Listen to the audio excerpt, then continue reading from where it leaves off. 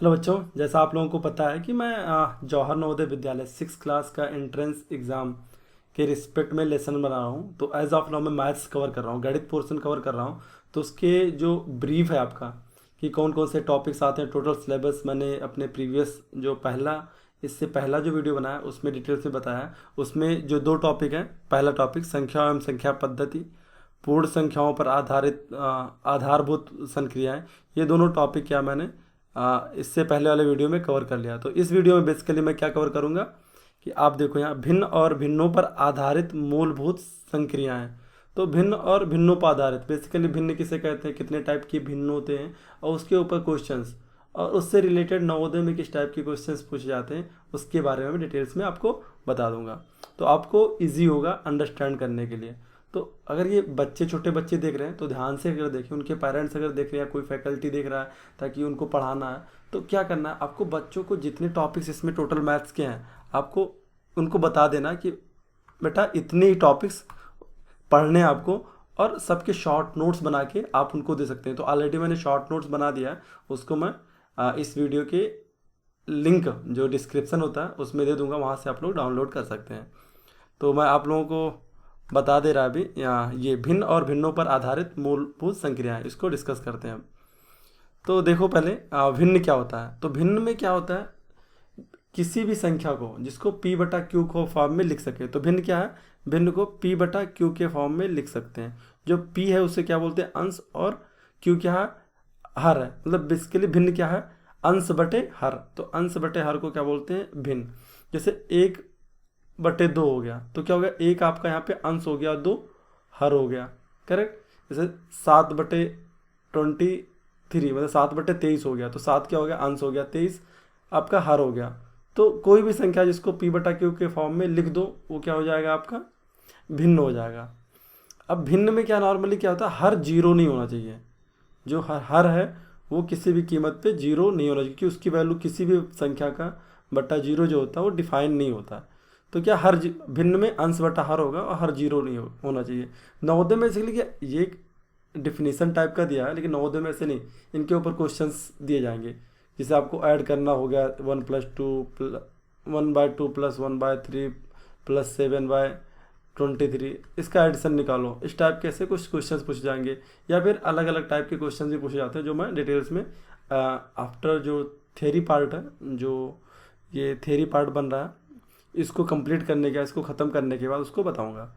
तो इसको इंग्लिश में क्या होता है, रेशियो और फ्रैक्शन बोलते हैं। इसमें न्यूमरेटर डिवाइड बाय डिनोमिनेटर, और जो कि डिनोमिनेटर आपका जीरो नहीं होना चाहिए।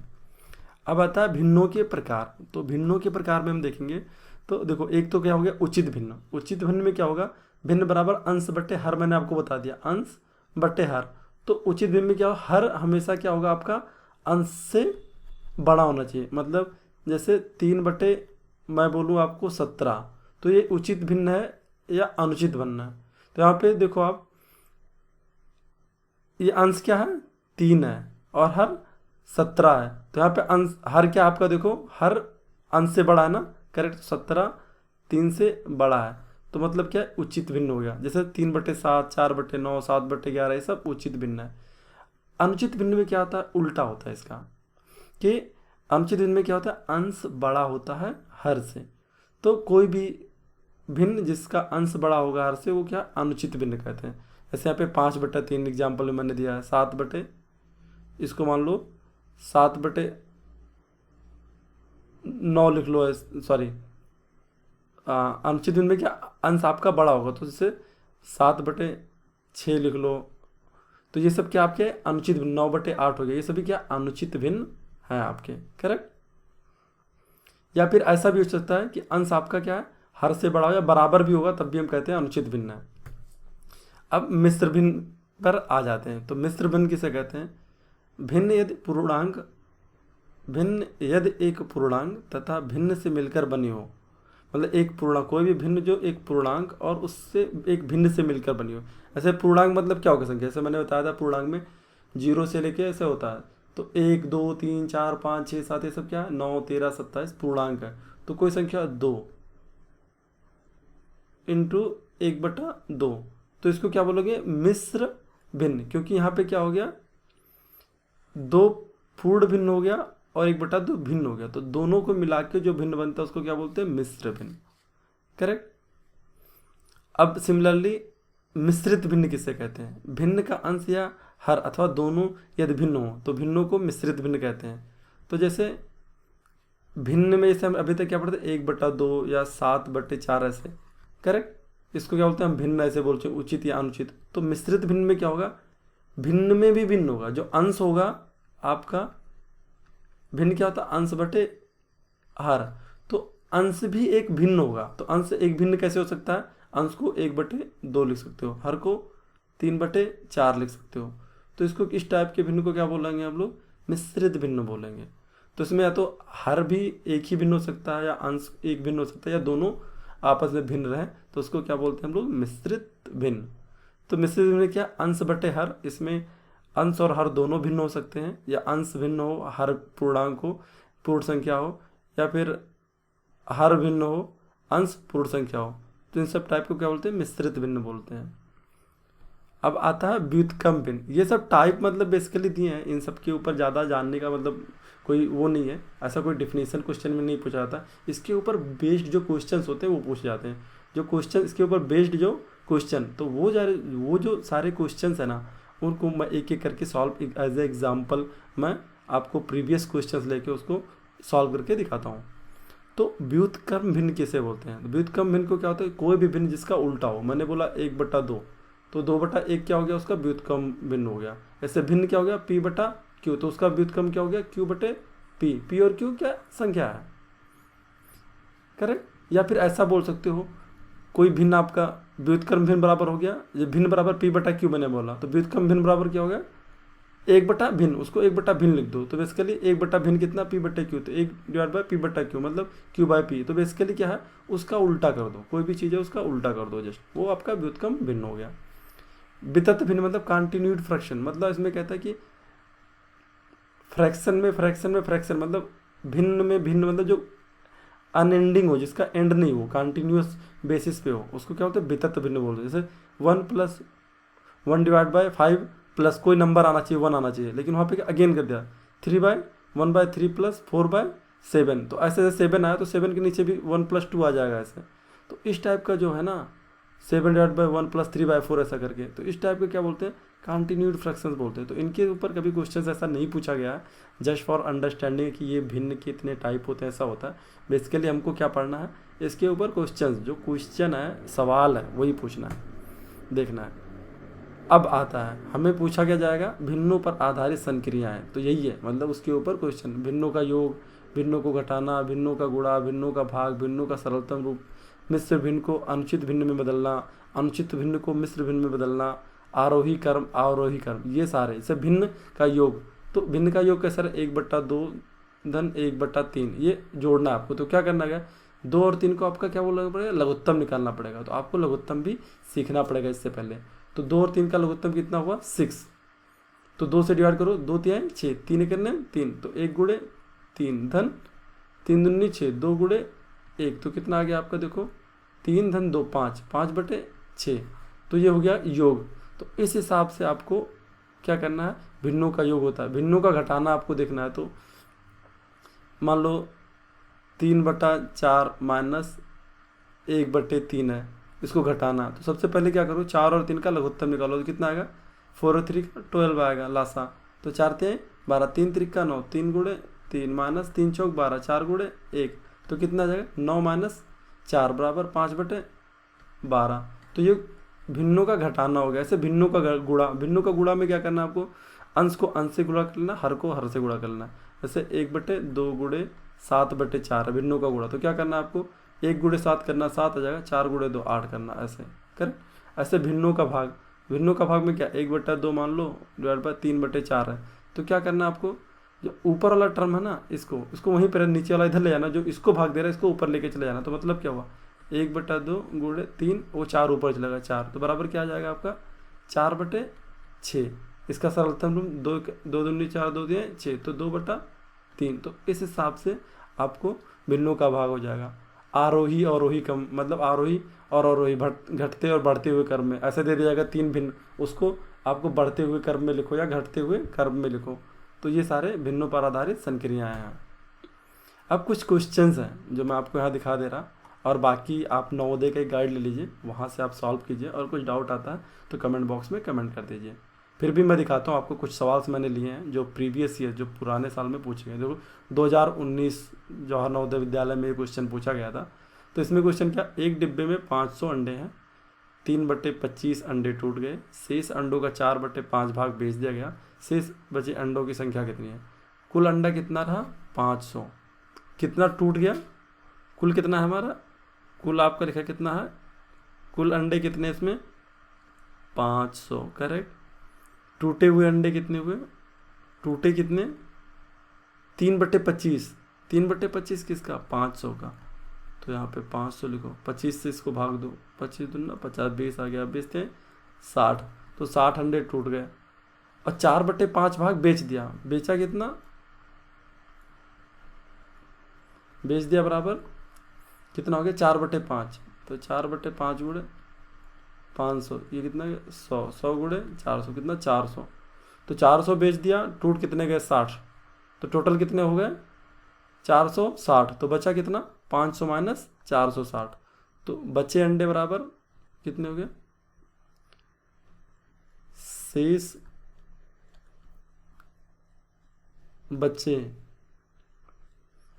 बचे अंडे, अंडे बराबर कितने हो गए, 500 कुल थे, टूटे कितने, 60, बेचा कितना, 400, तो बचे कितने बताओ। तो 460 घटाओ उसमें से 500 में से, तो कितना आ गया, 40 अंडे। तो ये आपका उत्तर हो गया, 40 अंडे। तो ऐसे सॉल्व करना। तो देखो कितना आसान है, 1 मिनट में निकाल लो। इसको जबानी भी निकाल सकते हो, मतलब इतना मेहनत करने की जरूरत नहीं। देखो 500 है, 500 का 3/25 तुरंत किया तो कितना आ गया, 5 से भाग तो 25 दूना 50, 20 से 20 आया 60 आ गया। बेचा कितना, 1/5, 4/5, तो 100 आया, 100 गुणे 4 बराबर 400। तो 400 कुल अंडे कितने हुए, 460। मान लो 400, 500 रुपये हैं, उसमें से 400 गायब हो गए, या अंडे दिए उस पर रुपये मान लो, कुछ भी। तो 500 माइनस 460 बराबर 40, तो 40 अंडे आपके बच गए। ऐसे ही हमको लगा लेने सारे सवाल। अब देखो यहाँ पे एक सवाल दिया है, एक व्यक्ति एक दिन में 47.5 किलोमीटर, 47 सही 1/2 किलोमीटर चला, वह 29 सही 1/3 किलोमीटर स्कूटर से, 8 सही 5/6 किलोमीटर साइकिल से, तथा 30 पैदल चला। वह पैदल कितना चला। अब कुल आदमी एक व्यक्ति एक दिन में कितना चलाता है, कुल दूरी कितना था जैसे 47 सही 1/2, तो कुल दूरी कितना है 47। अब इसका सबको क्या है, अनुचित भिन्न में बदल लो सबका। 47 सही 1/2 बराबर कितना हो गया, क्या निकालो, 47 दूना 2 7 14 के 4, 2 चौका 8, 1 9 धन 1/2, मतलब 95/2 आगे कुल। फिर 29 सही 1/3 किलोमीटर स्कूटर से चला, तो स्कूटर से कितना चला, 29 सही 1/3। तो यह निकाल लो कितना, 3 9 27 के साथ 3 दूनी 6 और 2 8 धन 1/3, तो कितना 88/3 हो आएगा। फिर 8 सही 5/6 साइकिल से चला, तो 8 सही 5/6 यहू का अनुचित भिन्न में बदल लो। 8 6 48 और 5 53, कितना आएगा 53/6। 8 6 48 और 5 53/6। तो कुल शेष कितना चला पैदल, तो कुल दूरी कितना दिया है हमें पता है, इतना चला अभी, इतना 95/2। दो जो डिस्टेंस है वो क्या है, वो टोटल दूरी है एक दिन में चलने का। स्कूटर से 88/3 किलोमीटर चला है, साइकिल से 53/6 किलोमीटर चला, बाकी बच्चा कितने पैदल चला है। तो पैदल कितना चला, कुल दूरी जो है उसमें से घटा दो, तो 95/2 माइनस 88/3 माइनस 53/6, ये माइनस। अब इन सब का तीनों का लासा निकालो, लासा लघुत्तम निकालो, कितना जाएगा 6, 2 3 6, 3 5 15 के 5 3 9 27 1 28 माइनस 3 दूनी 6, तो 2 से ऊपर 2 8 16 के 6, 2 8 16 1 17 माइनस 6 सेकेंड 6 53। अब करो तो 285 माइनस, इन दोनों माइनस माइनस तो ऐड हो जाएंगे, तो कितना जाएगा 6 3 9 7 5 12 के 2 1 1 2/6। अब इसको घटाओ, 285 में से 229, तो 15 में से 9 गया 6, देन 7 में से 2 गया 5, ये बटा 6, तो 2 से 2 3 6, 2 दूने 4 2 8 16, तो कितना आ गया उत्तर 28/3। तो कुछ हिसाब से आपका उत्तर आना चाहिए। तो 28 को भाग 3 से कितना जो है 3 9 27, 1 बचा 1/3, तो 9 सही 1/3। तो देखो उत्तर कहाँ 9 सही 1/3, यहाँ पे टिक मारो तुरंत, करेक्ट। अब ऐसे ही बाकी सवाल हैं। तो ऐसे एक सवाल यहाँ पे ये भी दिया है देखो। तो एक पानी की टंकी 2/3 भरी है, यदि पूरी टंकी भरने के लिए 50 लीटर और चाहिए तो पानी की आवश्यकता। तो कुल 2/3 कितना है, 2/3 भरी हुई है, और 1/3 भरने के लिए कितना चाहिए 50 लीटर चाहिए, तो पानी की आवश्यकता कितनी हुई 1/3, सही है ना। तो 1/3 का वैल्यू कितना है, 1/3 वैल्यू बराबर कितना है 50 है। टोटल टंकी की वैल्यू कितना हो जाएगा 50, एक टंकी की वैल्यू 50 गुणे 3, तो कितना हो जाएगा 150। तो डायरेक्ट उत्तर ऐसे लिख सकते हो कि कितना 150 लीटर चाहिए। बट एक तरीका और आसान सा निकालो, मान लो टंकी में कुल कितना है पानी x है आता है। एक लगाने का एक तरीका है, x हम जानते नहीं तो उसको क्या कोई भी वैल्यू नहीं पता हो तो उसको क्या लिख लेते हैं हम x लीटर। 2/3 भरा है, तो 2/3 भरा है बराबर 2x/3 भरा है। यदि टंकी भरने के लिए 50 लीटर और चाहिए तो 2/3x भरा था और 50 लीटर और डालना, तो क्या हो जाएगा टंकी पूरा भर जाएगा बराबर x हो जाएगा। तो क्या हो जाएगा 50 बराबर क्या हो जाएगा x माइनस 2x/3। तो ये कितना बचेगा, इसको सॉल्व करोगे तो x/3 बराबर 50, तो x बराबर 50 गुणे 3 150 लीटर। तो बेसिकली जो x माना है वही आपका क्या वॉल्यूम है, मतलब कितना लीटर आएगा, तो वही 150 लीटर आ गया। या जो शॉर्टकट मैंने बताया कि 1/3 का जो वैल्यू था 50 लीटर चाहिए था, तो एक पूरा टंकी भरने के लिए 3 गुणे 50 कर लो, तो ऐसे भी लगा सकते हो। अब देखिए यहाँ पे 14 क्वेश्चन, एक पानी की टंकी जिसकी पूरी भरी होने की धारिता 36 किलो लीटर है, मतलब उसमें 36 किलो लीटर आएगा, मतलब 36,000 लीटर। आधी भरी है यदि उसमें 1/3 भाग पानी निकाल लिया गया और कितना पानी डालने पर पूरा भर जाएगा। तो ये क्या है, जिसकी पूरी धारिता 36 किलो लीटर है, आधी भरी है यदि उसमें 1/3 भाग पानी निकाल लिया गया हो, तो कितना पानी किलो लीटर में डालने पे पूरा भर जाएगा। अब देखो कितना है इसमें, टोटल कितने 36 लीटर है धारिता है भरी होने की, वो अभी आधा भरी है, ठीक है। अभी आधा भरी है मतलब कितना हो गया बचा 28 किलो लीटर, सही है किलो लीटर। यदि उसमें से 1/3 भाग पानी निकाल लिया गया, उसमें से 1/3 भाग पानी और निकाले, तो 1/3 भाग इसका कितना हुआ 18 का 1/3 कितना हुआ 3 6 18, मतलब 6 KL हो गया, करेक्ट है। निकाले तो कितना पानी डालने पर पूरा भर जाएगा, मतलब आधा रहा, आधा था उसमें से 6 किलो KL और निकाल लिया, तो बचा कितना 12 KL बचा, करेक्ट। 18 माइनस 6 कितना 12 किलो लीटर। अब पूरा भर जाने का कितना था 36, तो 36 kilo litre minus 12 kilo litre कितना है 24 किलो लीटर, तो 24 किलो लीटर चाहिए। तो देखो 24 कहाँ पे उत्तर में, यहाँ पे, तो ये उत्तर हो गया। तो इस हिसाब से लगा सकते हो। फिर देखो ये क्वेश्चन यहाँ पे एक और दिया हुआ है, तो देखो यहाँ पे देखो आप जैसे देखो कि भिन्न और भिन्नों पर आधारित मूलभूत संक्रियाओं में, तो इसे भिन्न के टाइप ये सब नहीं पूछा जा रहा, उचित अनुचित भिन्न, उसके ऊपर सवाल पूछे जा रहे, तो इस टाइप के कुछ सवाल पूछे जाते हैं। तो देखो एक ड्रम का 1/5 भाग दूध से भरा हुआ है, यदि इसको पूरा भरने के लिए 28 लीटर और दूध चाहिए तो ड्रम की धारिता कितनी। तो 1/5 भाग दूध से भरा हुआ है, मान लो कुल दूध कितना है x लीटर है, करेक्ट। और अभी कितना भरा है इसका 1/5 भाग भरा हुआ है, और उसमें 28 लीटर और डाल दो तो क्या हो जाएगा पूरा वो भर जाएगा, करेक्ट। यदि इसको पूरा भरने के लिए 28 लीटर और दूध चाहिए तो ड्रम की धारिता, मतलब x का वैल्यू, x लीटर हमने माना है तो मतलब x कितना आएगा, तो कैसे क्या होगा x माइनस x/5 बराबर 28। तो 5x माइनस x कितना है 4x/5 5 बराबर 28।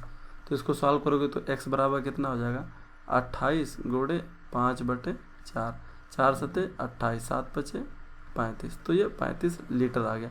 तो उत्तर देखो तीसरा। तो इस हिसाब से देखो ये 2014 में ये क्वेश्चन पूछा गया था। तो आपको इस हिसाब से ये सारे क्वेश्चंस लगाने हैं।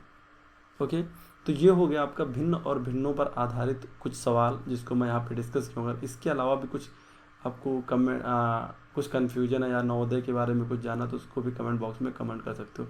क्योंकि हम एक फेज 7 साल नवोदय से निकाल के तो हमें पता है नवोदय का स्टैंडर्ड क्या, उसको प्रिपरेशन कराने के लिए कितनी मेहनत की ज़रूरत होती है। क्योंकि बच्चों को 6 क्लास के बच्चों 5th क्लास के बच्चों को क्या पता रहता कि आगे क्या होने वाला। ये हमारे पेरेंट्स की, टीचर्स की, स्कूल टीचर्स की, घर में जो बड़े हैं उनकी जिम्मेदारी है कि उनको वो अंडरस्टैंडिंग, वो पढ़ने की ललक पैदा करें उनके अंदर। नहीं भी अगर उनके अंदर ललक आती है तो एक रूटीन बनाए, उनके 1-2 घंटे पढ़ाएं, क्योंकि उनको ये चीज़ें समझ में नहीं आएंगी अभी।